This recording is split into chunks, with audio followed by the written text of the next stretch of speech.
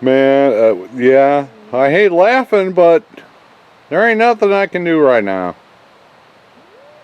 That's Bob in the front and new cat in the back. And I heard him howling all the way inside. And it's just been crazy around here the past 2 days. Crazy! Good morning from Bobblehead Homestead. I'm Jeff. Today's Friday. It stopped raining. Oh, started Tuesday night, all day Wednesday, all day yesterday, but today the sun is out and it's gonna hit about 60 degrees today. So I've already been up bagging trash, and so they'll come and pick that up soon. Didn't do a lot of filming past 2 days because of all the rain. I did get some footage from Wednesday. You may have already seen that.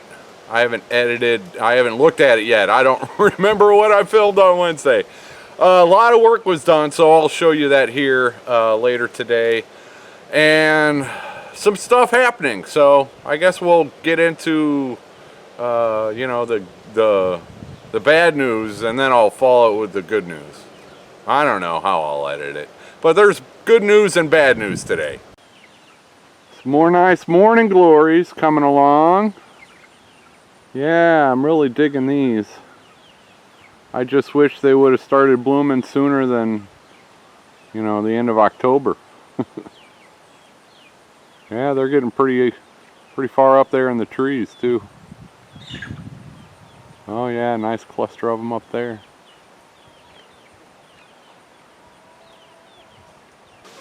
The first bit of sad news is that I have a sick hen, one of the Welsomer hens.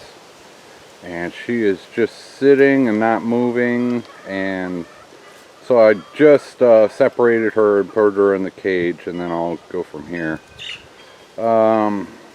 Looks like her crop might be swollen, and so sour crop is the first thing that comes to mind with all the rain the past couple days, but I don't know. I will have to look into that, and I'll probably pull her out of here and put her somewhere away from everybody else in case whatever she has can be passed around. So yeah, one of the 9 Welsomer hens just does not look well this morning, so I will monitor her today. Second bit of bad news is that yesterday I found a dead chicken right along this fence, about 3 sections back on the inside of the fence. It was one of the 4 that number 2 hatched. So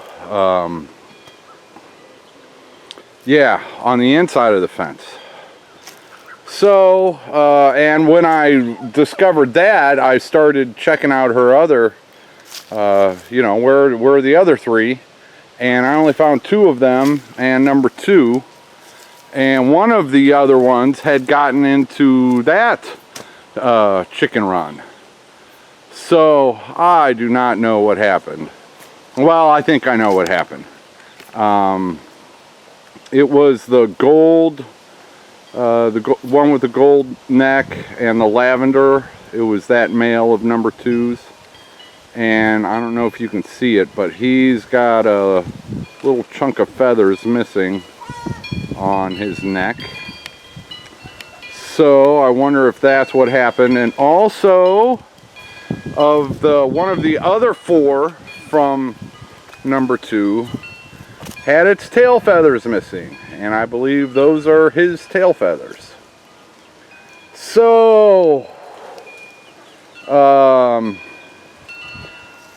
you know, an injured rooster, a young injured cockerel, and a dead cockerel. I don't know, it makes me think there was some fighting going on. You know, I didn't see it, so I don't know. That would be my best guess, is that for some reason those other 2 younger boys got on his nerves, and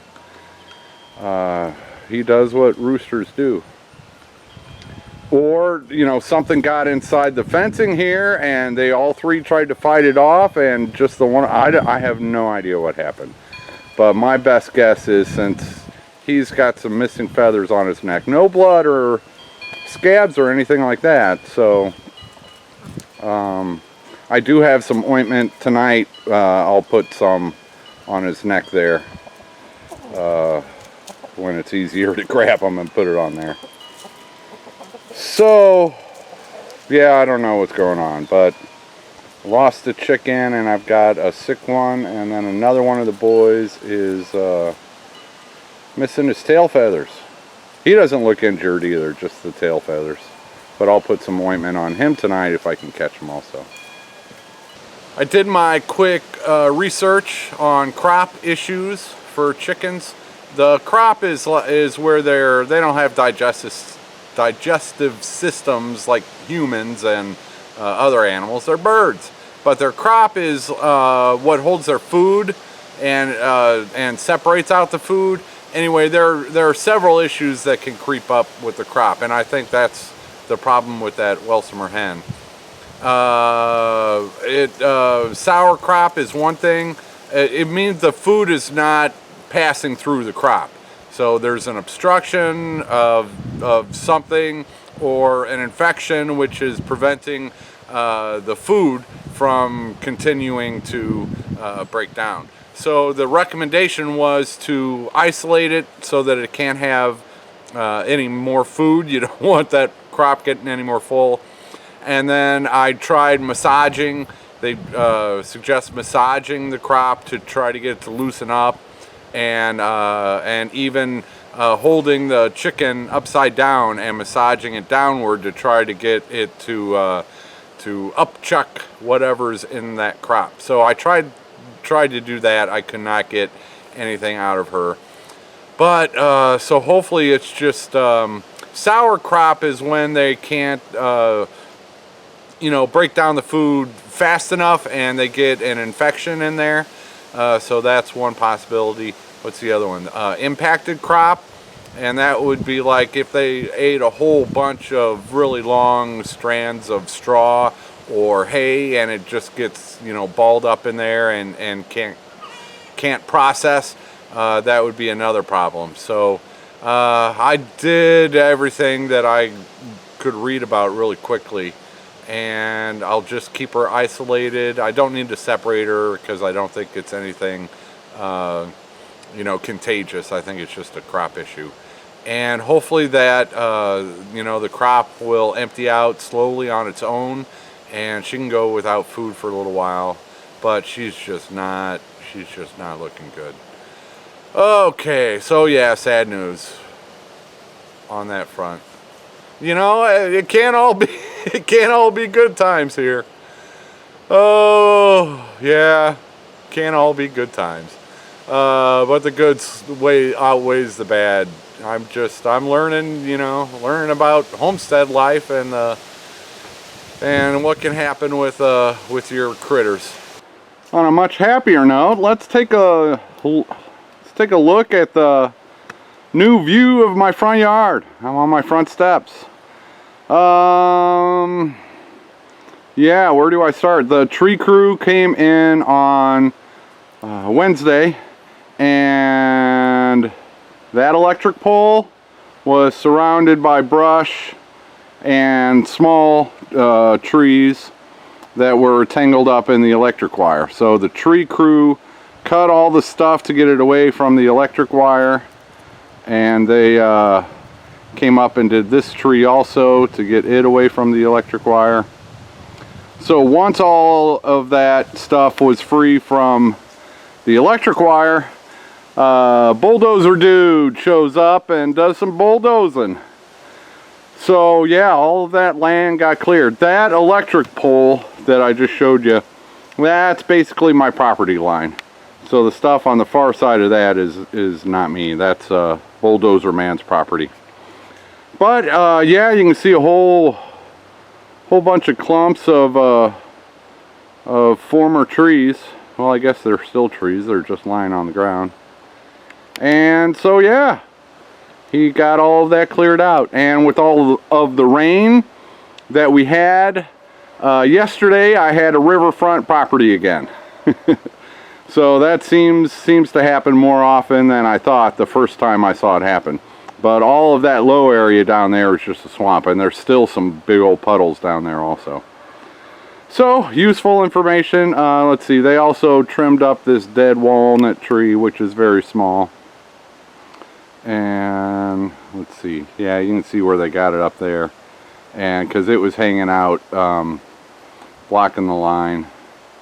And so, yeah, a lot of stuff done. And I also got my neighbor to do something else with the bulldozer. Let's look at that. Right behind those yellow cosmos, there used to be a big old Chinese privet bush. That is what's left of the Chinese privet. So, yeah, he had his bulldozer running, and I'm like, dude, bulldoze that. And he did it. Yeah. That mound right there used to be a gigantic Chinese privet, so, well, it wasn't gigantic. It was gigantic until I cut it down to the ground, but then it grew back up 7 feet like this one behind it there. Oh, yep, that's Chinese privet too, but he got the main clump there, and so that's good. Yeah, and it's just along the lane here. Try not to trip over any rocks. Yeah, you can still see I got remnants of the river still puddling out. But yep. So hopefully that will help me in my battle against the Chinese privet. And boy, are there tons of rocks and some big old boulders in there too. It's too muddy. I'm not going to walk over there. But yay, Chinese privet is bulldozed. At least that little section. And you probably saw the footage, but they cleaned up the lane here, so there's no more trees hanging over the lane. And they got it on both sides. So, yay for the tree service crew. And bulldozer man.